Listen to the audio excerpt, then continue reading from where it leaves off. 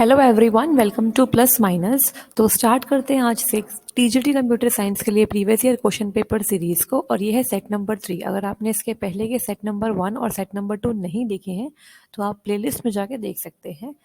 तो हम बात कर रहे थे DSSS टीजीटी कंप्यूटर साइंस के पेपर के बारे में, जो 1 अगस्त 2021 को शिफ्ट 3 में एग्जाम हुआ था, उसको हम डिस्कस कर रहे थे। और इसके पहले हम 2 सेट ऑलरेडी डिस्कस कर चुके हैं। तो आज हम स्टार्ट करेंगे सेट नंबर 3 के साथ।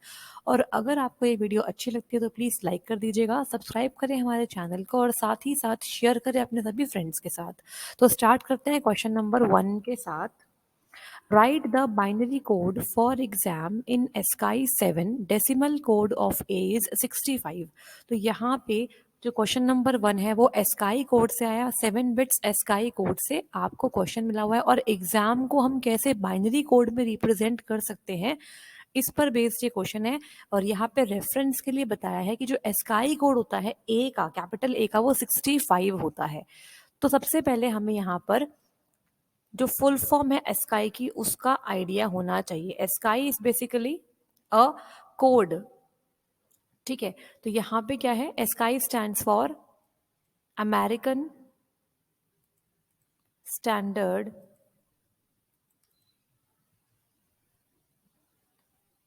कोड फॉर इंफॉर्मेशन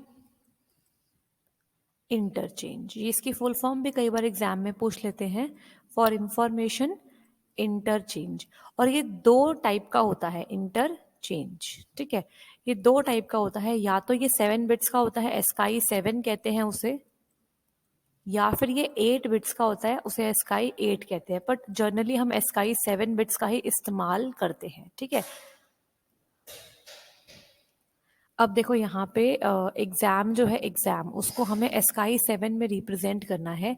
और जो डेसिमल कोड है ए का वो है 65। तो पहले हमें यहाँ पे एक बेसिक आइडिया होना चाहिए कि कैसे हम अल्फ़ाबेट्स को रिप्रेजेंट करते हैं एस्काई में। तो कैपिटल ए से लेके कैपिटल जेड के लिए अलग से कोड्स होते हैं, और स्मॉल ए से लेके स्मॉल जेड के लिए अलग से कोड्स होते हैं, ठीक है।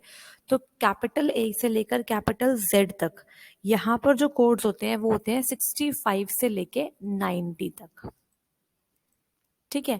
इसके बाद स्मॉल ए से लेके स्मॉल जेड तक जो कोड्स होते हैं वो हमारे पास होते हैं 97 से लेकर 122। तो इन कोड्स का आपको बेसिक आइडिया होना चाहिए, ठीक है। तो यहाँ पे हमें एग्जाम को रिप्रेजेंट करना पड़ेगा। तो देखो, अगर हम बात करें कैपिटल ई की, एक्स की, ए की और कैपिटल एम की, तो यहाँ पर मैं एक बार अल्फ़ाबेट्स लिख लेती हूँ। A B C D E F G H I J K L M N O P Q R S T U V W X Y N Z, ठीक है। This is Z. तो अगर हमारा capital A 65 है तो उस according आप numbering कर सकते हो, ठीक है। तो इसका मतलब 69 जो है वो हमारा ई का हो गया। मैं इसको सर्कल कर देती हूँ। इसके बाद दिस इज 70, देन 71, 72, 73। ये मैं आपको पूरा बता रही हूँ ताकि आपको आगे भी किसी क्वेश्चन में दिक्कत ना आए। अगर कोई और भी आपसे कोड पूछा जाए तो आपको दिक्कत नहीं आएगी, ठीक है। 77 is for M, so M की है 77। इसके बाद यहाँ पे 78, 79, 80, 81 है, 84 है, 85 है, 86, 87, 88, then we have 89 and last is 90। तो इस तरीके से हमारे 65 से लेके 90 तक कोड होते हैं फॉर द कैपिटल अल्फाबेट्स, ठीक है। And similarly for the small alphabets we have 97 to 122 codes are available. तो यहाँ पे देख लो, ए का क्या होता है, 65 होता है, आप जानते ही हो। और हमारे पास जो x है उसका होता है 88। तो बस आपको इन डेसिमल कोड्स को रिप्रेजेंट करना है बाइनरी में, यही इस क्वेश्चन में दिया गया है। तो जल्दी से कर लेते हैं। हमें यहाँ पे आइडिया मिल गया है कि जो e है वो हमारे पास 69 है, जो x है वो 88 है, जो A है वो 65 है और जो M है वो है 77। अब जल्दी से हम इनको बाइनरी में रिप्रेजेंट कर लेते हैं और फिर अपना राइट आंसर टिक करेंगे। तो 69 को हम कैसे लिखते हैं?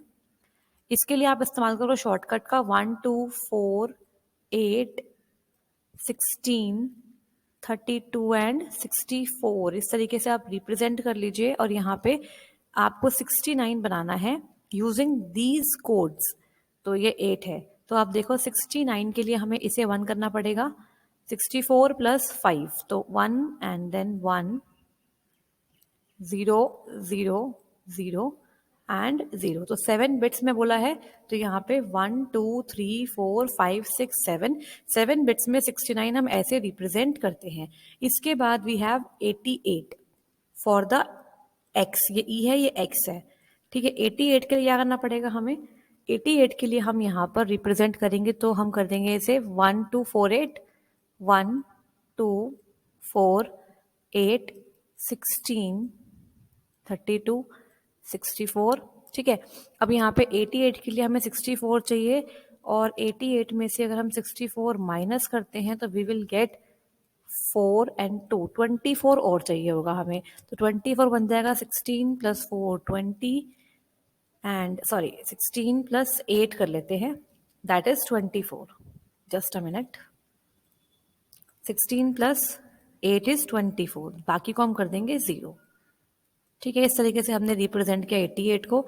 देन ए के लिए 65 करते हैं। 65 तो बहुत सिंपल है, यहाँ पे आपको बस यहाँ 1 करना है और एक बार आपको 1 पे 1 करना है, ठीक है। इसके बाद हमारा रह गया m, और m का होता है 77।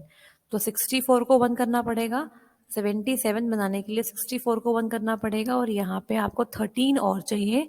तो 13 के लिए आप क्या करोगे? 8 प्लस 4 12 और ये हो गया 13। तो इस तरीके से हम रिप्रेजेंट करेंगे हमारे एग्जाम के कोड को। तो यहाँ पर ध्यान से देखो 1 0 0 0 1 0 1 कहाँ पे दिख रहा है आपको? तो यहाँ पे जो ऑप्शन है ये मुझे मिल रहा है एग्जाम का 69। तो 1 0 0 1 0 1 ये मुझे मिल रहा है। इसके बाद 1 0 1 1 0 0 1 0 1 1 0 0 मिल गया। इसके बाद 1 5 टाइम 0 एंड 1 और लास्ट में क्या है 1 0 0 1 1 0 1। इसका मतलब option number D is absolutely correct, ठीक है।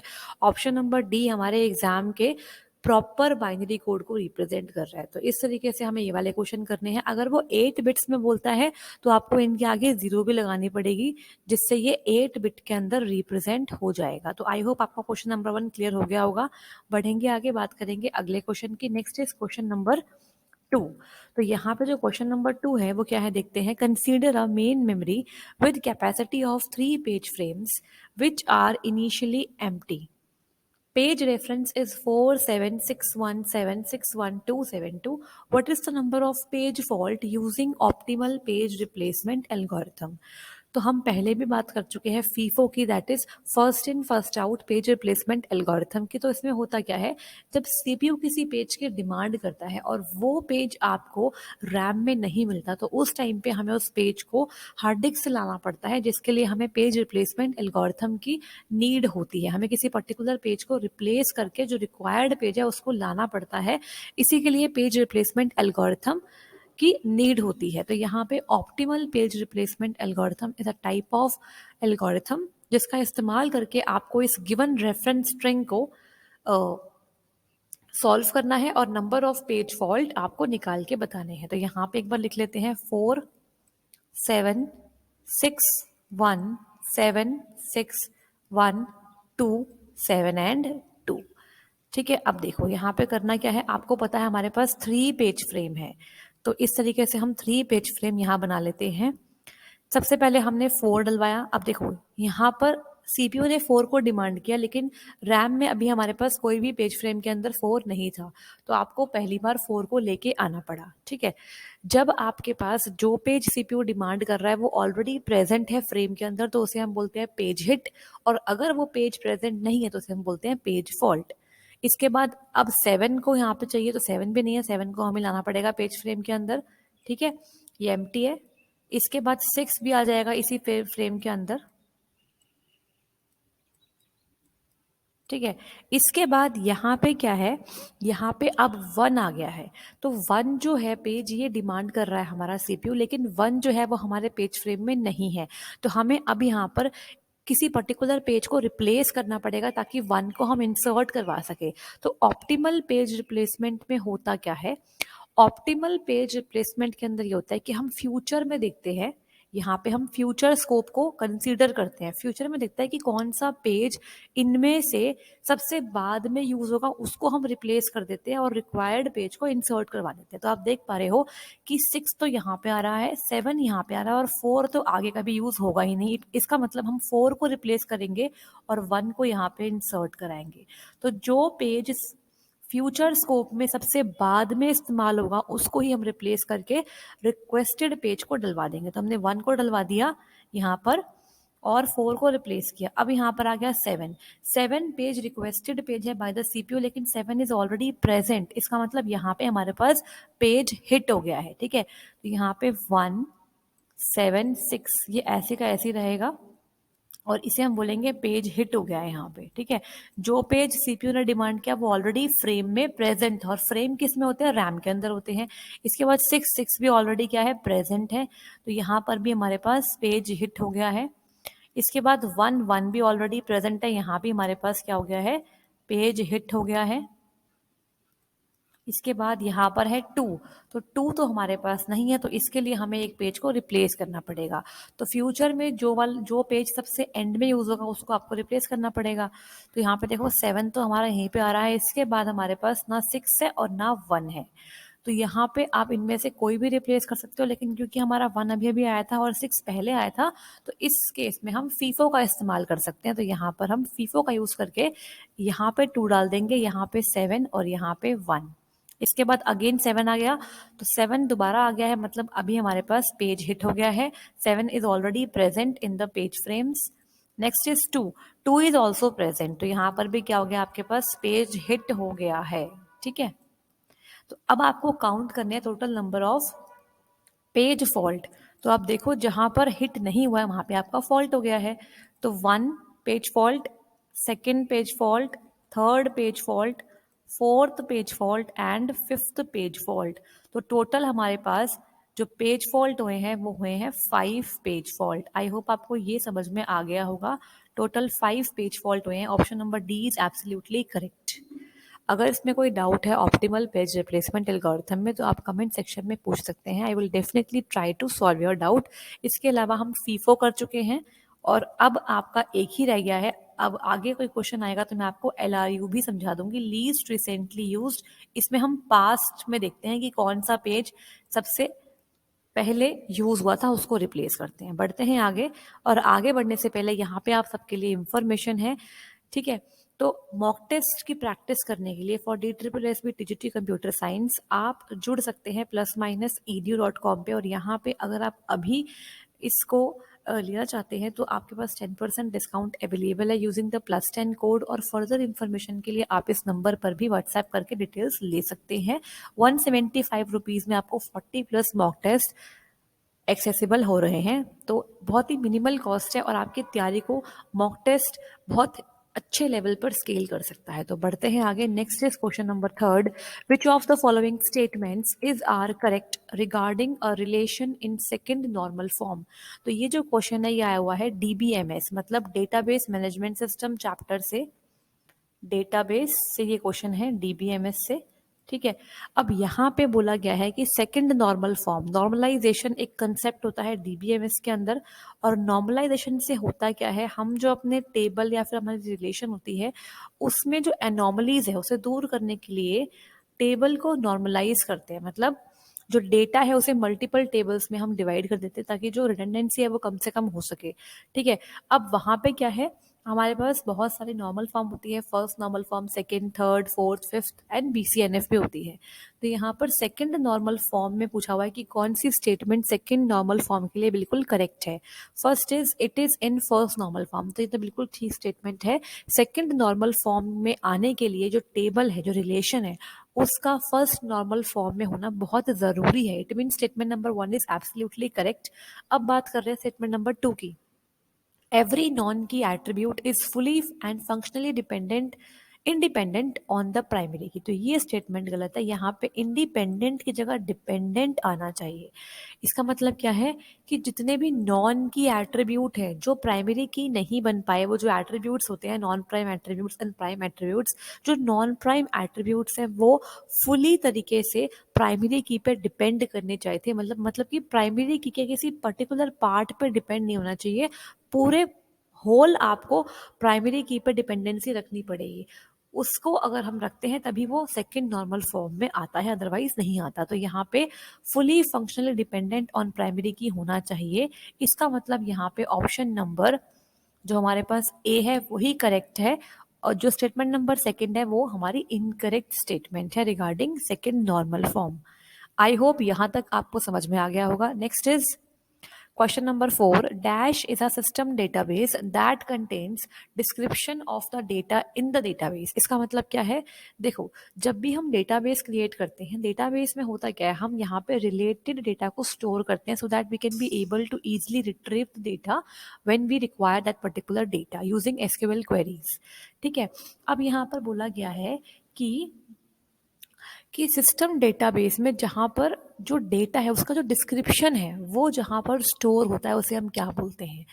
तो जो डेटा हम रख रहे हैं उसका टाइप क्या है, उसका साइज क्या है, उसकी बेसिकली कितनी फील्ड है, तो इन सब की जो इंफॉर्मेशन होती है, मतलब डेटा अबाउट डेटा, ये सारी इंफॉर्मेशन स्टोर करते हैं डेटा कैटालॉग में। ठीक है, तो इसका मतलब ऑप्शन नंबर सी बिल्कुल करेक्ट है।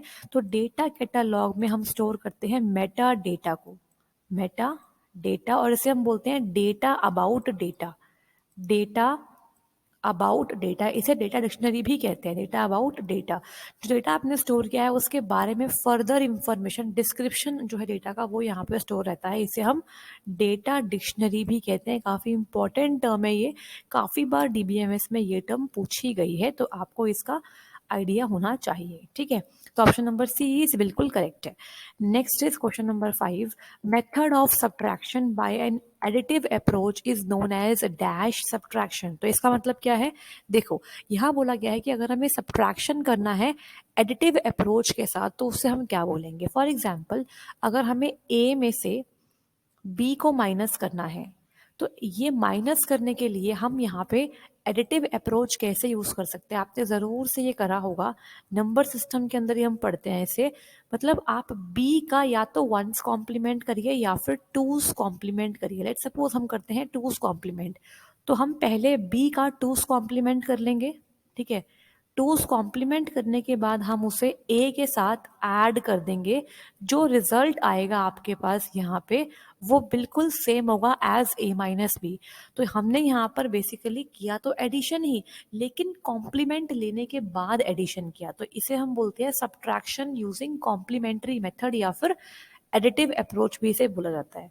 तो इंस्टेड ऑफ सब्ट्रैक्शन हम एडिशन ही कर रहे हैं, बिकॉज हमारे लॉजिक सर्किट्स के लिए सब्ट्रैक्शन से आसान एडिशन होता है। तो कॉम्प्लीमेंट लेने के बाद हम सब्ट्रैक्शन करते हैं। जैसे आप जानते हैं कि जब हम ए माइनस बी कर रहे होते हैं तो ए होता है हमारा माइन्यूमेंड। कई बार इसके बारे में पूछ लेते हैं कि जिसमें से सब्ट्रैक्ट कर रहे हैं उसे क्या बोलते हैं, और जिसको सब्ट्रैक्ट कर रहे हैं उसे क्या बोलते हैं, इसे हम बोलते हैं सब्ट्राहेंड। ठीक है, सब्ट्राहेंड। तो ऐसे टर्म्स को भी आपको समझना है। तो यहाँ पे जब हम सब्ट्रैक्शन करते हैं एडिटिव अप्रोच के साथ तो उसको हम बोलते हैं कॉम्प्लीमेंट्री सब्ट्रैक्शन, चाहे तो वंस कॉम्प्लीमेंट या फिर टूस कॉम्प्लीमेंट का इस्तेमाल करके हम करते हैं। Generally we use two's complement method, because two's complement के अंदर प्लस जीरो और माइनस जीरो के लिए सेम ही कोड लिखा जाता है। That's why two's complement method is more important and more efficient. ठीक है, आगे बढ़ते हैं। Next is question number 6। Which of the following comes under the category of survey report in an organization. देखो, किसी भी ऑर्गेनाइजेशन के अंदर सर्वे रिपोर्ट जो होती है वो उसकी कैटेगरी में यहाँ पे कौन सा ऑप्शन आ रहा है? Sales report, company annual report, field report या फिर प्रोजेक्ट रिपोर्ट। तो बहुत ही आसान सा क्वेश्चन है यहाँ पे, option number C field report होगा। आपको पता है जब भी हम सर्वे करते हैं तो हम फील्ड की रिपोर्ट कंसीडर करते हैं कि किस पर्टिकुलर एरिया में हमने सर्वे किया है, तो फील्ड रिपोर्ट जो होती है वो इसकी कैटेगरी के अंदर आती है। Option number C is correct. तो ऑप्शंस पढ़ के भी यहाँ पे क्लियर हो रहा है कि यहाँ पे सेल्स की बात नहीं हो रही है, कंपनी के एनुअल रिपोर्ट की बात नहीं हो रही है, किसी प्रोजेक्ट की बात भी नहीं हो रही है, फील्ड की बात हो रही है बेसिकली, तो फील्ड रिपोर्ट है ये। Next is question number 7. In C++, a wide character constant begins with the letter dash. तो यहाँ पे ये बहुत इंपॉर्टेंट है। बोला क्या गया है कि C++ के अंदर जो हमारे पास वाइड करेक्टर होता है वो कैसे रिप्रेजेंट करता है, कौन से लेटर से उसे हम रिप्रेजेंट करते हैं। तो आपने ज़रूर से पढ़ा होगा C++ के अंदर करेक्टर कैसे रिप्रेजेंट करते हैं। ठीक है, जैसे हम कैर लिखते हैं करेक्टर जो कि 1 बाइट का होता है। ठीक है, करेक्टर इज ऑफ 1 बाइट। इसी के तरीके से हमारे पास होता है एक वाइड करेक्टर, वाइड करेक्टर जो कि हमारे पास 2 बाइट का होता है या फिर कई बार 4 बाइट का भी होता है, 4 बाइट्स का भी होता है हमारे पास। ठीक है, तो यहाँ पर होता क्या है, वाइड करेक्टर में हमारे पास बेसिकली मेन डिफरेंस ये होता है कि यहाँ पे यूनिकोड करेक्टर्स को भी होल्ड कर सकता है वाइड करेक्टर। जैसे जो इसकी रेंज है वो इससे ज़्यादा होती है, कैर से ज़्यादा इसकी रेंज होती है, तो यूनिकोड करेक्टर्स को भी होल्ड करते हैं वाइड करेक्टर्स। ठीक है, अब यहाँ पे अगर हम बात करें कि किस लेटर से ये बिगिन होते हैं, तो यहाँ पे लेटर एल से हम स्टार्ट करते हैं वाइड करेक्टर को। फॉर एग्जाम्पल अगर मुझे डिक्लेयर करना है किसी करेक्टर को वाइड करेक्टर के साथ, तो कैसे करेंगे, तो इसके लिए हम लिखते हैं W char underscore T, then let suppose इसका हम नाम रख लेते हैं वाइड अंडरस्कोर कैर, ये मेरा वेरिएबल नेम है, this is the variable name जो मैंने अपने वेरिएबल के लिए रखा हुआ है, वेरिएबल नेम। और अगर मुझे इसके अंदर कुछ असाइन करना है तो इसके लिए आपको करना क्या पड़ेगा, आप यहाँ लगाओगे कैपिटल एल और इसके बाद लेट्स सपोज मैं इसके अंदर ए को असाइन करना चाहती हूँ, तो इस तरीके से हम इसको कर सकते हैं असाइन। ठीक है, तो यहाँ पे हमने समझा वाइड करेक्टर क्या होता है। इसका मेन चीज़ ये है कि यहाँ पर यूनिकोड करेक्टर्स को भी ये इंक्लूड करते हैं, इन्हें भी हम रिप्रेजेंट कर सकते हैं यूजिंग वाइड करेक्टर। तो आई होप सो आपको यहाँ पे समझ में आ गया होगा। इसके बारे में आपको ज़रूर से पढ़ना है, तो फर्दर इन्फॉर्मेशन आप इसके बारे में अगर आपको जानते हैं तो आप कमेंट में ज़रूर से लिख सकते हैं, ताकि बाकी स्टूडेंट्स के भी हेल्प हो सके और आपको भी कंसेप्ट रिवाइज हो सके। ठीक है, तो कैपिटल एल का इस्तेमाल करते हैं वाइड करेक्टर को हम रिप्रेजेंट करने के लिए। अब बढ़ेंगे आगे, बात करेंगे नेक्स्ट क्वेश्चन की। Which of the following is are aspect of software evolution. Software कैसे इवॉल्व हुआ। ठीक है, सॉफ्टवेयर जो है वो आज आप देख रहे हो कि बहुत ही हाई क्वालिटी सॉफ्टवेयर बन रहे हैं जिसमें कि एरर्स भी बहुत कम हो चुकी है, तो एरर प्रोन भी हमने बहुत कम कर दिया है। तो इसके लिए क्या एस्पेक्ट है, तो सॉफ्टवेयर आर्किटेक्चर एस्पेक्ट, बिल्कुल ठीक बात है। सॉफ्टवेयर कैसे बनने वाला है, उसका जो SRS डॉक्यूमेंट है या फिर जो बाकी डॉक्यूमेंट्स है वो किस तरीके से प्रिपेयर हो रहा है, जो SDLC लाइफ साइकिल है वो कैसे तैयार करी जा रही है, उसके बारे में सब कुछ यहाँ पे आता है। Next is programming language aspect, जो भी डेवलपर्स हैं, जो भी उस प्रोग्राम उस पर्टिकुलर सॉफ्टवेयर की प्रोग्रामिंग करने वाले हैं, उनको भी यहाँ पर बहुत एफिशिएंटली वर्क करना पड़ेगा in order to produce a good software. ठीक है, तो यहाँ पे both are important for the evolution of software. इसका मतलब option number B both 1 and 2 is correct. आगे बढ़ेंगे, नेक्स्ट हम बात करने वाले हैं यहाँ पे क्वेश्चन नंबर 9 की। Dash protocol is used for electronic data interchange, bracket में यहाँ पे दिया हुआ है standard developed for electronic exchange of machine readable information between businesses. तो यहाँ पे इसमें जो प्रोटोकॉल हम यूज़ करते हैं इलेक्ट्रॉनिक डेटा को इंटरचेंज करने के लिए बिटवीन द डिफरेंट बिजनेसेस या फिर इंटरप्राइजेस, तो उसको यहाँ पे पूछा हुआ है। ऑप्शंस दिए हुए हैं X.12, X.75, एक्सॉन या फिर XL 2.5। तो जो इसका आंसर बनता है वो बनता है ऑप्शन नंबर ए, X12 इसे बोलते हैं, X.12 बोल सकते हैं। इसका मतलब क्या है, ये एक स्टैंडर्ड है बेसिकली डेटा को फॉर्मेट करने के लिए इसे यूज़ करते हैं। तो इससे होता क्या है, जो भी मल्टीपल ट्रेडिंग पार्टनर होते हैं वो किस तरीके से इफेक्टिवली अपने डेटा को शेयर कर सकते हैं एक साथ, तो उसके लिए जो प्रोटोकॉल हम फॉलो करते हैं उसे हम बोलते हैं X12। ठीक है, तो ये जो हमारा प्रोटोकॉल है इसको बनाया गया था, इसको जो बनाया था वो बनाया था आंसी ने। आंसी आपने पढ़ा होगा, ये एक स्टैंडर्ड होता है एक, बेसिकली जैसे आपने आंसी सी पढ़ा होगा तो इसकी फुल फॉर्म क्या होती है, अमेरिकन नेशनल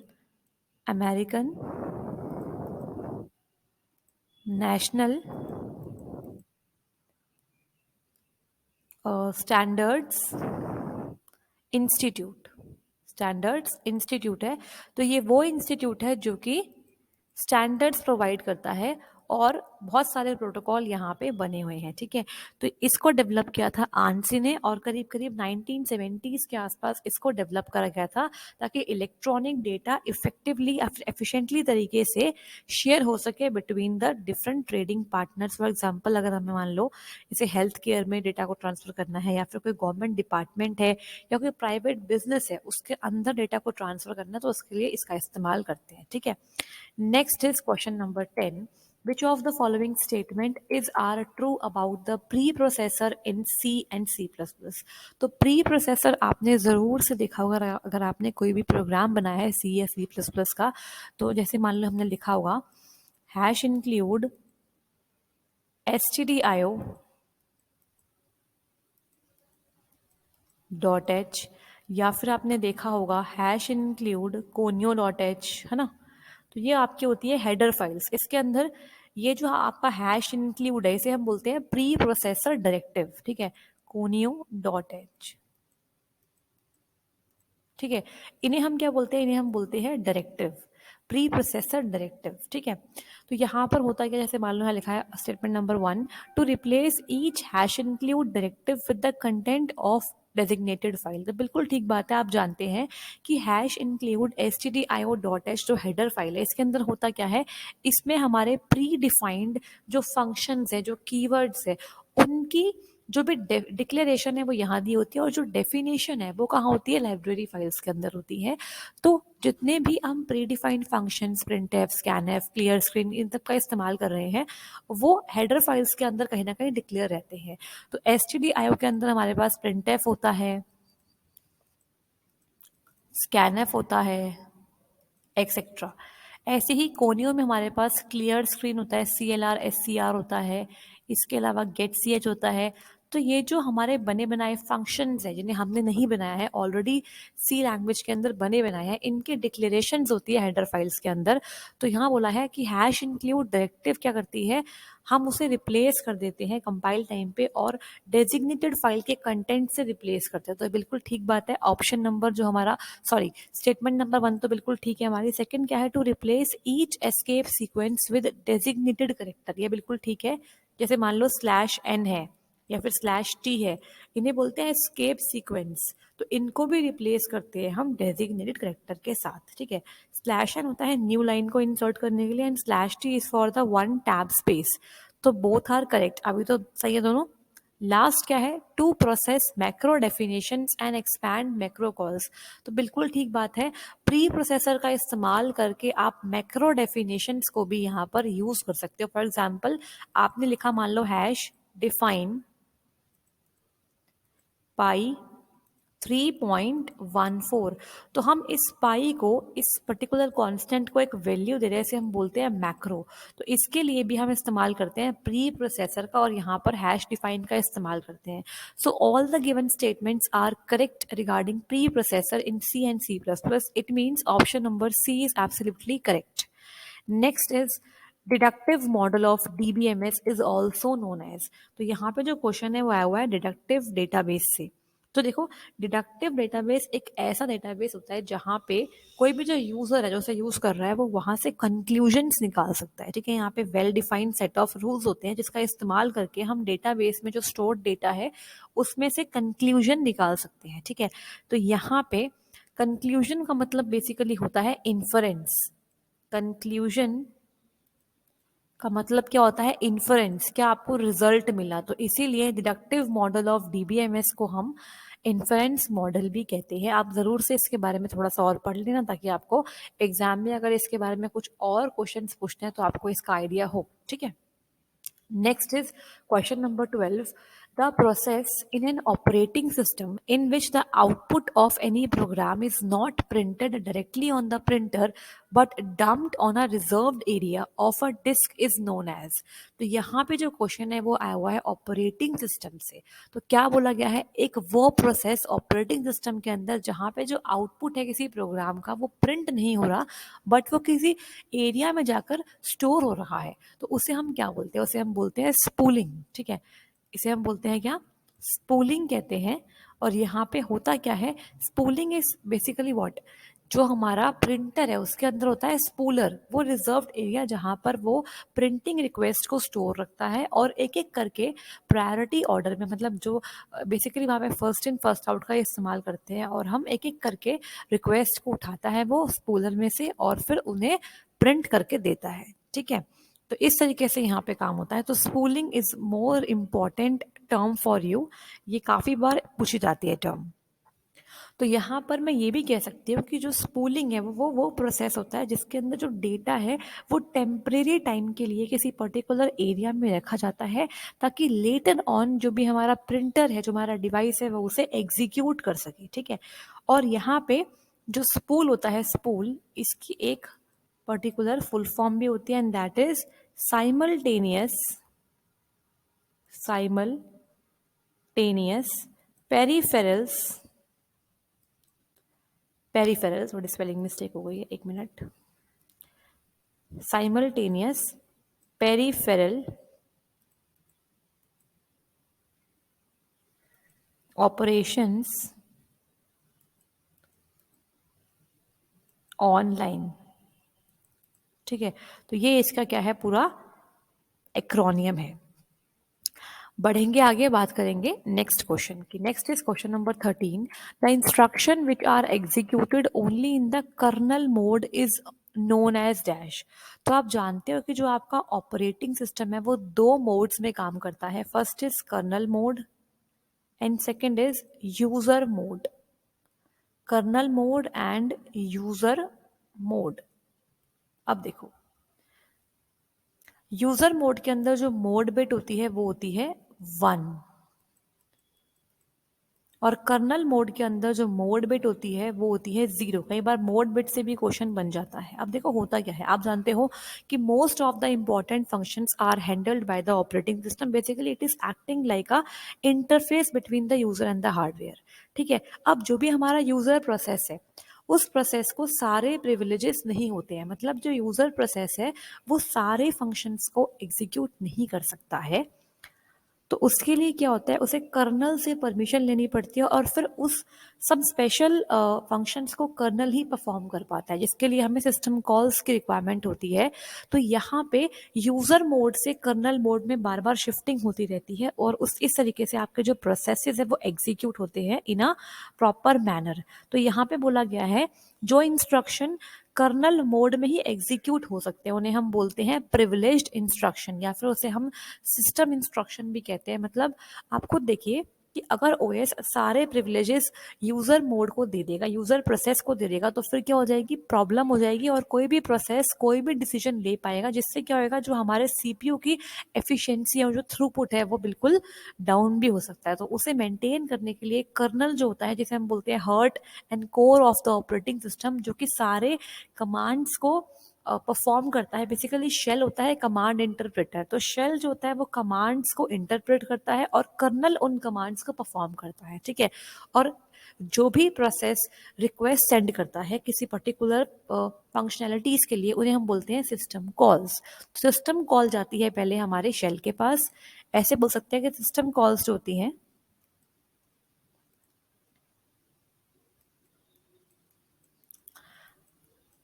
वो जाती है हमारी शेल के पास, और शेल उन्हें इंटरप्रेट करके सेंड करता है फर्दर कर्नल के पास। तो जो मेन हमारी फंक्शनैलिटी है वो कर्नल ही हैंडल कर रहा होता है। ठीक है, आगे बढ़ेंगे, बात करते हैं क्वेश्चन नंबर 14 की। A monostable multivibrator has which of the following state. तो यहाँ पे मल्टी वाइब्रेटर से क्वेश्चन है, हम पहले भी डिस्कस कर चुके हैं मल्टी वाइब्रेटर को प्रीवियस वीडियोस के अंदर। तो यहाँ पे बोला क्या गया है, यहाँ पे बोला गया है कि जो हमारा मल्टी वाइब्रेटर है, मोनोस्टेबल मल्टी वाइब्रेटर, उसमें कौन कौन सी यहाँ पर स्टेटमेंट फॉलो हो रही है। First is one stable state and second is quasi stable state. तो यहाँ पे इसका आंसर बताने से पहले मैं आपको एक बार क्लियर कर देती हूँ कि क्या होता है मल्टी वाइब्रेटर। तो मैंने यहाँ पे एक स्लाइड ऐड करी है फॉर द बेटर अंडरस्टैंडिंग। देखो, मल्टी वाइब्रेटर मतलब एक ऐसा आप सर्किट बोल सकते हो जिसके पास मेनी स्टेट होती है और वो मेनी स्टेट्स के अंदर ट्रैवल करता रहता है, मतलब वाइब्रेट करता रहता है। ठीक है, अब यहाँ पर क्या है कि डिपेंड करता है कि जो वाइब्रेटर है वो कितनी स्टेट्स में वाइब्रेट कर रहा है। ठीक है, तो आप बोल सकते हो कि multi vibrator is a cross coupled register या फिर कैपेसिटर होता है। बेसिकली ये एक इलेक्ट्रॉनिक सर्किट होता है। ठीक है, अब यहाँ पर 3 टाइप ऑफ मल्टी वाइब्रेटर होते हैं और यहाँ से हर बार मैं देखती हूँ क्वेश्चन आता ही आता है। First is a stable, second is monostable and इसके अंदर हमारे पास एक और क्या है, ये थर्ड होगा। Third is by stable multi vibrator. यहाँ पे क्या है, ए स्टेबल मल्टी वाइब्रेटर के अंदर होता क्या है कि ये किसी भी स्टेट पे होल्ड नहीं करता है। ठीक है, ये बार बार वाइब्रेशन नहीं करता रहता है, ये किसी भी पर्टिकुलर स्टेट पे स्टेबल नहीं होता है। अगर हम बात करें मोनोस्टेबल मल्टी वाइब्रेटर की, तो इसमें क्या होता है, यहाँ पे एक सिंगल स्टेबल स्टेट होती है। ठीक है, और यहाँ पर ये ऑन और ऑफ दो स्टेट के अंदर वाइब्रेट करता रहता है, लेकिन एक सिंगल स्टेबल स्टेट पे आके रुक जाता है। अब यहाँ पे हम बात करते हैं बाई स्टेबल मल्टी वाइब्रेटर की। देर आर 2 स्टेबल स्टेट्स होती है यहाँ पे। It is use to perform many digital operation and such counting and storing of binary data. उसका एग्जाम्पल क्या होता है, फ्लिप फ्लॉप। आप जानते हो फ्लिप फ्लॉप क्या है। फ्लिप फ्लॉप हमारे पास एक सिक्वेंशियल सर्किट है जिसे हम बोलते हैं बाई स्टेबल मल्टी वाइब्रेटर। और ये करता क्या है, इसमें आपको पता है कि 2 स्टेबल स्टेट्स होती है, एक होता है क्यू, एक होती है क्यू कॉम्प्लीमेंट। ठीक है, इन दोनों स्टेट के अंदर हमारा जो डेटा है वो रहता है और इन दोनों की जो वैल्यू है वो आपस में कॉम्प्लीमेंट होनी चाहिए। ठीक है, अब यहाँ पे हम बात करते हैं, तो हमें ये तो समझ में आ गया है कि मोनोस्टेबल मल्टी वाइब्रेटर में वन स्टेबल स्टेट तो होती है, लेकिन वन क्वाजी स्टेबल स्टेट क्या होती है इसके बारे में बात करते हैं। तो क्वाजी स्टेबल स्टेट बेसिकली होती क्या है, ये एक टेम्परेरी स्टेट होती है। यहाँ लिख देती हूँ मैं, क्वाजी स्टेबल स्टेट होती क्या है,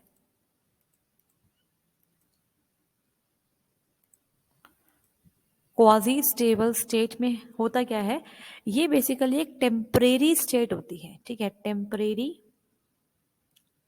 स्टेट होती है जिसमें हमारा मल्टी वाइब्रेटर कुछ टाइम के लिए रहता है और अपने ऑपरेशन को परफॉर्म करता है, लेकिन उसके बाद कुछ टाइम के बाद जो मल्टी वाइब्रेटर है वो वापस से अपनी स्टेबल स्टेट के पास चला जाता है। तो इसलिए इसे बोलते हैं क्वाजी स्टेबल स्टेट। अब यहाँ पर अगर हम बात करें मोनोस्टेबल स्टेट की, तो मोनोस्टेबल स्टेट जो होती है इसके अंदर, मोनोस्टेबल के अंदर मतलब मोनोस्टेबल मल्टी वाइब्रेटर के अंदर हमारे पास वन क्वाजी स्टेबल स्टेट रहती है, वन क्वाजी स्टेबल स्टेट होती है। और अगर हम बात करें ए स्टेबल मल्टी वाइब्रेटर की, तो यहां पर हमारे पास दो क्वाजी स्टेबल स्टेट होती है, दो क्वाजी स्टेबल स्टेट होती है। और जो लास्ट है बाई स्टेबल मल्टी वाइब्रेटर, इसके अंदर क्या होता है, इसके अंदर कोई भी क्वाजी स्टेबल स्टेट होती ही नहीं है, बिकॉज ये टेम्परेरी होल्ड करता ही नहीं है, ये अपनी प्रॉपर दो स्टेबल स्टेट के अंदर ही अवेलेबल रहता है। तो नो क्वाजी स्टेबल स्टेट। तो आई रिपीट, ये जो क्वाजी स्टेबल स्टेट होती है वो एक टेम्परेरी स्टेबल स्टेट होती है जिसमें मल्टी वाइब्रेटर कुछ टाइम के लिए रहता है और अपने ऑपरेशंस को परफॉर्म करता है, और उसके बाद आफ्टर सम टाइम जो हमारा मल्टी वाइब्रेटर है वो वापस से रिटर्न जाता है अपनी स्टेबल स्टेट की तरफ। ठीक है, तो यहाँ पे हमने डिस्कस कर लिया इस वाले पर्टिकुलर टॉपिक को, और ऑप्शन नंबर यहाँ बनेगा ए, क्योंकि हमारा स्टेटमेंट नंबर सेकंड में बिल्कुल ट्रू है। तो मोनोस्टेबल मल्टी वाइब्रेटर में वन स्टेबल स्टेट होती है और वन क्वाजी स्टेबल स्टेट होती है। आई होप आपको यहाँ पर ये क्वेश्चन भी क्लियर हो गया होगा। अगर कोई डाउट है तो आप कमेंट सेक्शन में पूछ सकते हैं। नेक्स्ट इज क्वेश्चन नंबर 15, जो कि आज की क्लास का लास्ट क्वेश्चन है। क्वेश्चन क्या है देखते हैं। Primary index in sequential order file organization is also known as. तो यहाँ पर क्वेश्चन है हमारा अगेन डीबीएमएस से क्वेश्चन है और यहाँ पे पूछा हुआ है कि जो प्राइमरी इंडेक्सिंग होती है या जो प्राइमरी इंडेक्स होता है सिक्वेंशियल ऑर्डर फाइल में, उसे हम क्या बोलते हैं? उसे हम बोलते हैं क्लस्टरिंग इंडेक्स। ठीक है, हमारे पास दो टाइप की मेनली इंडेक्सिंग होती है, सेकेंडरी इंडेक्सिंग और प्राइमरी इंडेक्सिंग। तो प्राइमरी इंडेक्सिंग को क्या बोलते हैं? प्राइमरी इंडेक्सिंग को बोलते हैं क्लस्टर्ड इंडेक्सिंग और सेकेंडरी इंडेक्सिंग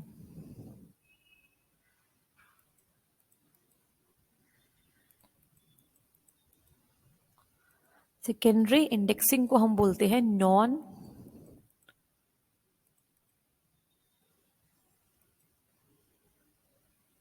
क्लस्टर्ड इंडेक्सिंग। ठीक है, अब देखो प्राइमरी इंडेक्सिंग का मतलब क्या है? तो ये एक टाइप ऑफ क्लस्टर्ड इंडेक्सिंग होता है। इसमें होता क्या है, जो भी हमारा डेटा है वो प्राइमरी की के अकॉर्डिंग स्टोर किया जाता है। ठीक है, और प्राइमरी की के अकॉर्डिंग ही इंडेक्स बनाए जाते हैं, जिससे क्या होता है कि जो हमारा डेटा है उसको सर्च करने में बहुत ज़्यादा आसानी रहती है, बिकॉज जो प्राइमरी की होती है वो यूनिक होती है और नॉर्डनल होती है। आप जानते हैं ये बात, तो इसीलिए इस इंडेक्सिंग में बहुत एफिशिएंटली हम सर्च ऑपरेशन परफॉर्म कर सकते हैं। फिर हमारे पास एक होता है नॉन क्लस्टर्ड या फिर सेकेंडरी इंडेक्सिंग। तो इसके बारे में अगर आपको कुछ इन्फॉर्मेशन पता है तो डेफिनेटली आप कमेंट सेक्शन में बताइएगा, ताकि बाकी स्टूडेंट्स की भी हेल्प हो सके। ठीक है, तो सेकेंडरी इंडेक्सिंग के बारे में कुछ 1 to 2 पॉइंट्स आप ज़रूर से कमेंट सेक्शन में बताइएगा।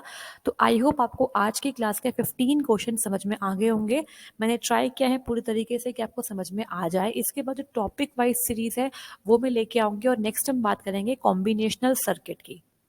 अब सिर्फ 2 वीडियो रह गई है हमारी कॉम्बिनेशनल सर्किट में। इसमें फास्ट मैनर में रिवीजन के तौर पे आपको कॉम्बिनेशनल सर्किट के जो जो इम्पोर्टेंट शॉर्ट पॉइंट्स है जहाँ से क्वेश्चन देखे गए हैं बार बार, वो बता दूंगी। इसके बाद हमारी एक और वीडियो आएगी and that is sequential circuit. Sequential circuit इसके बाद मैं स्टार्ट करूंगी कंप्यूटर नेटवर्किंग। ठीक है, तो अगर आपको ये सब वीडियो अच्छी लगती है तो प्लीज़ लाइक करिएगा और साथ ही साथ अपने सभी फ्रेंड्स के साथ भी शेयर करना, because this is a motivation for me. So अगर आपको ये क्लास पसंद आई तो डेफिनेटली आप लाइक कर सकते हैं। और यहाँ पे फुल मॉक टेस्ट आप जाके परफॉर्म कर सकते हैं। पहला मॉक टेस्ट बिल्कुल फ्री है, 200 मार्क्स का होगा वो। और यहाँ पे www.plus-edu.com पे जाके आप उसे परफॉर्म करके आ सकते हैं। सो आई होप आपको ये क्लास फ्रूटफुल लगी होगी। थैंक यू सो मच, मिलते हैं नेक्स्ट क्लास में।